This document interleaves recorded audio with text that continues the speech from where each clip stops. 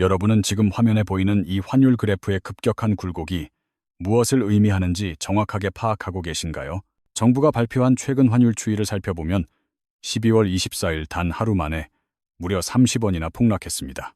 1485원에서 1460원대로 뚝 떨어진 수치를 보며 뉴스에서는 환율 안정화에 성공했다고 대대적으로 보도했죠. 하지만 저는 오늘 여러분께 이 모든 현상이 눈속임에 불과한 위험한 착시 현상이라는 점을 분명히 말씀드립니다. 이것은 사실 정부가 국민연금의 소중한 자금을 동원하여 억지로 만들어낸 일시적인 거짓 지표에 불과하기 때문입니다. 시장의 수면 아래에서는 현재 외국인 투자자들이 대량으로 자금을 회수하며 한국 시장을 떠나가고 있는 상황입니다. 오늘 이 영상에서는 정부가 철저히 숨기고 있는 진짜 환율의 민낯과 그 이면의 진실을 낱낱이 공개하겠습니다. 또한 다가오는 2026년 우리가 거대한 경제 파고에 맞서 무엇을 어떻게 준비해야 하는지도 상세히 다루겠습니다. 영상을 끝까지 시청하신다면 혼란스러운 경제 위기 속에서 여러분의 소중한 자산을 지키는 실질적인 법을 알게 되실 겁니다. 먼저 이번 사태의 심각성을 이해하기 위해 올해 말 환율이 얼마나 위험한 수준이었는지 배경부터 짚어보도록 하겠습니다. 11월 말부터 원달러 환율은 통제 불능의 상태처럼 무서운 기세로 치솟으며 시장의 공포를 극도로 자극하기 시작했습니다. 1400원대에서 시작한 환율은 1450원과 1460원을 순식간에 돌파하며 상승 곡선을 멈추지 않았습니다. 급기야 12월 중순에는 1490원대까지 치솟으며 외환시장 전체가 비상사태에 돌입하는 일촉즉발의 상황이 벌어졌습니다. 이 수치가 얼마나 위험한 신호냐 하면 2008년 글로벌 금융위기, 당시 기록했던 1570원 이후 최고치입니다. 시장 참여자들 사이에서는 심리적 마지노선인 1500원을 넘어서며 대공황이 재현될 수 있다는 공포가 빠르게 확산되었습니다. 특히 한국과 미국의 기준 금리 차이가 1.5%포인트나 벌어진 점이 화약고에 불을 붙였습니다. 미국의 기준 금리는 3.75%인데 반해 한국은 겨우 2.5%에 머물러 있는 상태입니다. 자본은 더 높은 수익을 주는 금리가 높은 곳으로 흐르는 것이 당연한 원리이기에 달러 유출은 가속화되었습니다. 위기를 느낀 정부가 꺼내든 카드는 바로 세계 3대 연기금 중 하나인 국민연금의 동원이었습니다. 국민연금이 해외에 투자하여 보유하고 있는 약 3천억 달러 규모의 막대한 자산을 환율 방어의 방패로 사용했습니다. 국민연금이 단행한 이른바 환해지 전략은 해외 자산 가치 하락을 막기 위해 달러를 선제적으로 매도하는 방식입니다. 연기금이 시장에 막대한 양의 달러를 쏟아붓게 되면 일시적으로 달러 공급이 늘어나 환율 수치는 하락하게 됩니다. 겉으로 보기에는 정부의 개입이 성공하여 환율이 안정된 것처럼 보이지만 이는 국민의 노후 자금을 담보로 한 임시 방편입니다. 진짜 심각한 문제는 통계상의 수치 이면에서 외국인 투자자들이 한국 증시와 채권 시장을 무서운 속도로 빠져나가는 것입니다. 실제로 12월 한 달 동안 코스피 시장에서만 4조 원이 넘는 외국인 자금이 썰물처럼 빠져나가는 현상이 발생했습니다. 외국인들이 이처럼 한국 시장을 외면하는 이유는 정치적 불안정성과 더불어 경제 성장 동력이 급격히 둔화되었기 때문입니다. 특히 최근 발생한 비상계엄 사태 이후 한국 경제의 신뢰도는 바닥으로 떨어졌고 투자 심리는 완전히 얼어붙고 말았습니다. 경제 전문가들은 현재 환율 차트에서 나타나는 불규칙한 톱니 모양의 패턴이 전형적인 정부 개입의 증거라고 분석합니다. 시장 원리에 따라 자연스럽게 움직여야 할 환율이 특정 지점에서 급격히 꺾이는 현상은 인위적인 힘이 작용했음을 시사합니다. 12월 23일의 급격한 환율 하락 역시 외부의 특별한 호재나 미국의 경제지표 변화 없이 갑작스럽게 일어났습니다. 이는 정부가 연말 결산을 앞두고 기업들의 부채 비율과 은행의 건전성 지표를 관리하기 위해 인위적으로 개입한 결과입니다. 기업들은 연말 종가 환율에 따라 달러 부채의 평가 금액이 달라지므로 환율이 낮을수록 재무제표가 양호하게 보입니다. 은행들 또한 국제결제은행 기준 자기자본 비율인 BIS 비율을 방어하기 위해 낮은 환율이 절실한 상황이었습니다. 하지만 이러한 통계 마사지는 근본적인 치료 없이 환자에게 고용량의 진통제만 처방하여 병을 키우는 것과 다를 바 없습니다. 현재 한국의 외환 보유액은 4천억 달러 수준이지만 무리한 시장 개입을 지속할 경우 이 자금은 순식간에 고갈될 수 있습니다. 하루에 10억 달러씩만 소진한다고 가정해도 1년을 채 버티지 못할 만큼 외환 방어선은 생각보다 견고하지 않습니다. 물론 환율 상승이 삼성전자나 SK하이닉스 같은 수출 대기업들에게는 일시적인 실적 개선의 기회가 되기도 합니다. 달러로 제품을 판매하는 기업들은 원화 가치가 떨어질수록 환차익을 얻어 영업이익이 수쌍으로 크게 늘어나기 때문입니다. 예를 들어 100달러짜리 반도체를 팔았을 때 환율에 따라 원화 수취 금액이 2만 원 이상 차이 나는 현상이 발생합니다. 한국 GDP에서 제조업이 차지하는 비중을 고려할 때 대기업의 실적 호조는 경제가 살아나는 것 같은 착각을 줍니다. 하지만 이러한 대기업의 호황은 우리 경제의 아주 일부분일 뿐이며 대다수 중소기업과 서민들은 정반대의 고통을 겪고 있습니다. 환율이 오르면 수입 물가가 걷잡을 수 없이 치솟게 되며 우리가 매일 소비하는 식재료의 가격이 가장 먼저 타격을 받습니다. 밀가루와 식용유, 그리고 고기와 커피 같은 필수 수입 품목들을 모두 비싼 달러를 주고 사와야 하기 때문입니다.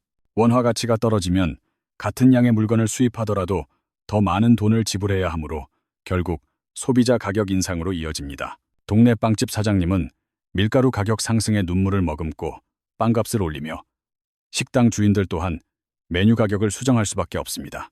결국 정부가 목표로 했던 2%의 물가 상승률은 이미 깨졌으며 최근 2달 연속 2.4%를 돌파했습니다. 대형 마트에 장을 보러 나간 시민들이 체감하는 장바구니 물가는 지표상 수치보다 훨씬 더 가혹한 수준으로 느껴집니다. 기업들 사이에서도 양극화는 심화되어 영업이익으로 대출 이자조차 감당하지 못하는 이른바 좀비 기업들이 속출하고 있습니다. 빚을 갚을 능력이 없는 기업들의 이자 보상 배율이 1 미만으로 떨어지며 산업 생태계 전반에 걸쳐 경고등이 켜졌습니다. 특히 건설 분야는 국제 통화 기금 위기 이후 처음으로 투자가 마이너스를 기록하며 부동산 경기 침체의 직격탄을 맞았습니다. 내수 시장은 완전히 얼어붙어 백화점과 전통시장, 어디를 가도 손님들의 발길이 끊긴 채 한산한 풍경만이 가득합니다. 경제 전문가들이 경고하는 초양극화 현상은 대기업만 배를 불리고 중소기업과 서민들은 벼랑 끝으로 내몰리는 비극적인 구조입니다. 우리 국민 자산의 70%가 부동산에 묶여있는 상황에서 집값 하락과 대출이자 상승은 가계 경제를 파탄으로 몰아넣습니다. 특히 변동금리로 무리하게 대출을 받은 사람들은 금리가 조금만 올라도 한 달 생활비가 위협받는 극심한 고통에 시달립니다. 월급은 제자리인데 이자와 물가만 오르는 이 잔인한 현실은 서민들의 삶을 하루하루 팍팍하게 만들고 있습니다. 산업별 격차 또한 심각하여 반도체는 호황일지 몰라도 석유화학이나 정유업종은 그 비중이 계속해서 줄어들고 있습니다. 자동차 부품 산업 역시 전기차 전환이라는 거대한 물결 속에서 기존 내연기관 수요 감소로 인해 불안정한 상태에 놓여 있습니다. 결국 현재의 환율 상승은 극소수에게만 축복일 뿐 대다수 국민에게는 배밑바닥에 물이 차오르는 위기와 같습니다. 뉴스는 연일 수출 실적을 자랑하며 축배를 들지만 우리 개인의 통장은 점점 비어가는 괴리감이 커지고 있는 것입니다. 그렇다면 다가오는 내년의 전망은 어떨까요? 소신 있게 말씀드리면 상황은 지금보다 훨씬 더 악화될 가능성이 매우 높습니다. 많은 경제 전문가들은 정부의 개입 여력이 소진되는 내년 초 중순부터 진짜 환율의 공포가 시작될 것이라고 경고합니다. 1월 초까지는 어떻게든 인위적인 방어막을 유지할 수 있겠지만 중순 이후부터는 시장의 압력을 견디기 힘들 것입니다. 1997년 외환 위기 당시에도 우리 외환 보유액은 단 한 달 만에 260억 달러가 증발하며 바닥을 드러냈습니다. 2008년 금융위기 때도 환율은 1,570원까지 치솟았으며 당시 미국과의 통화 스와프가 없었다면 국가 부도 위기였습니다. 현재 우리가 마주한 위기는 일시적인 수급의 문제가 아니라 한미 금리 차라는 구조적이고 근본적인 결함에서 기인합니다. 인플레이션 억제를 위해 고금리를 유지하는 미국과 달리 한국은 내수 침체 때문에 금리를 올리기 어려운 딜레마에 빠졌습니다. 한국 증시의 매력이 사라졌다고 판단한 외국인 자금의 이탈은 멈추지 않고 있으며 이는 원화 가치를 더욱 하락시킵니다. 국민연금을 동원한 환해지 전략 역시 수조 원에 달하는 막대한 비용이 발생하며 결국 국민의 노후 수익률을 깎아먹습니다. 설상가상으로 미국 트럼프 2기 행정부의 출범은 보호무역주의 강화와 관세 인상이라는 거대한 대외 변수를 가져왔습니다.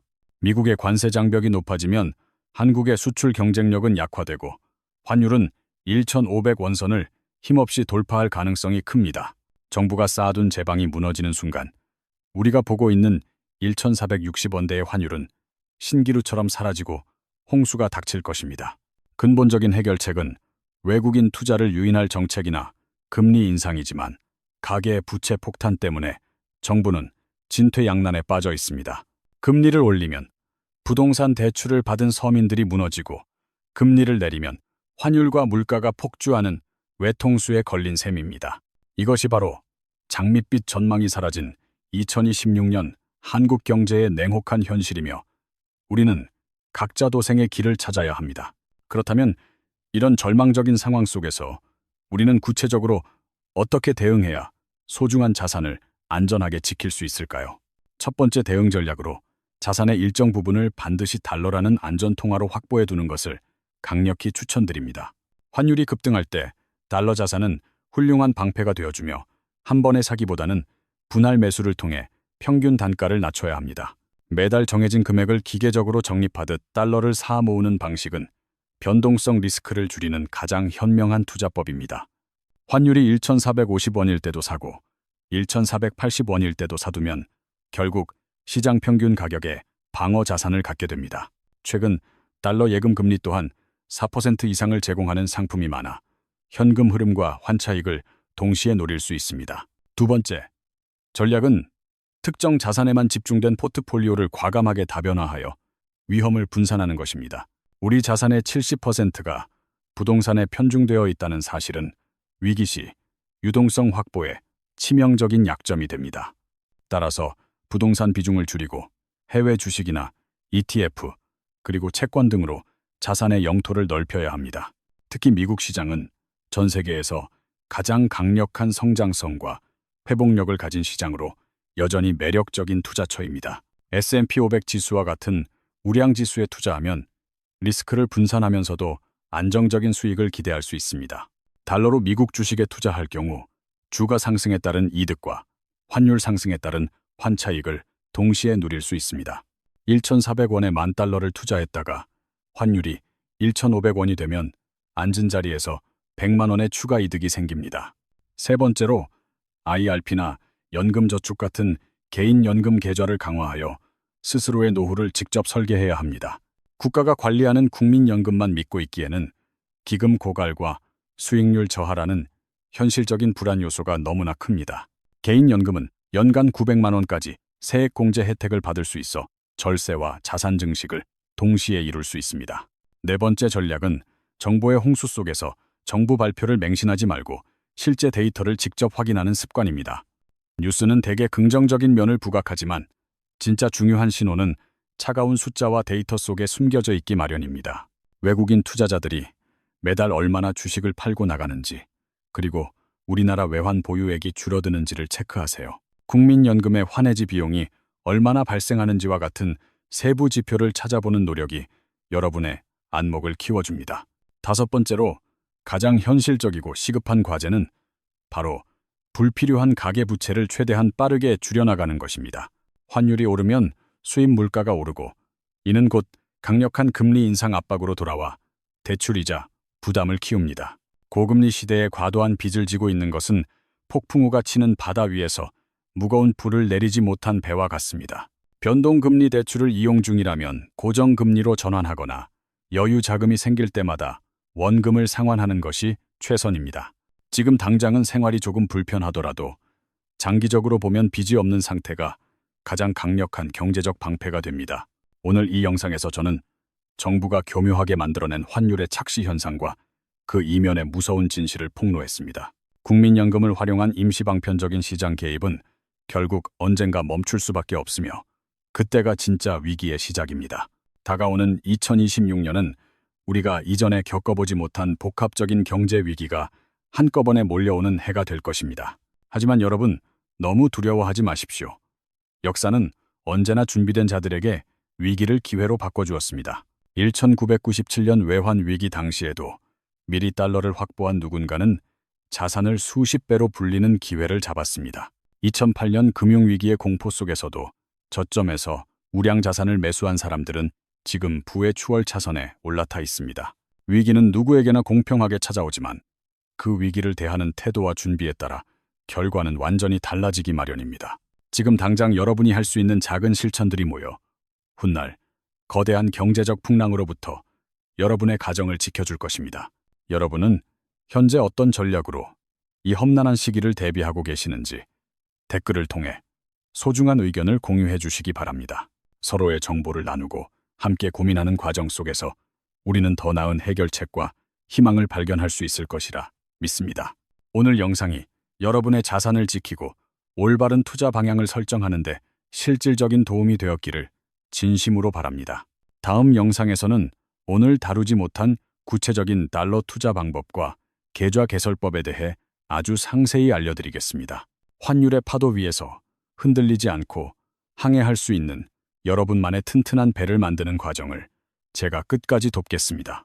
아직 구독하지 않으셨다면 구독과 좋아요, 그리고 알림 설정까지 부탁드리며 지인들에게도 이 진실을 널리 공유해 주세요. 여러분의 응원이 더 가치 있고 날카로운 경제 분석 영상을 만드는데 가장 큰 힘이 된다는 점을 잊지 않겠습니다.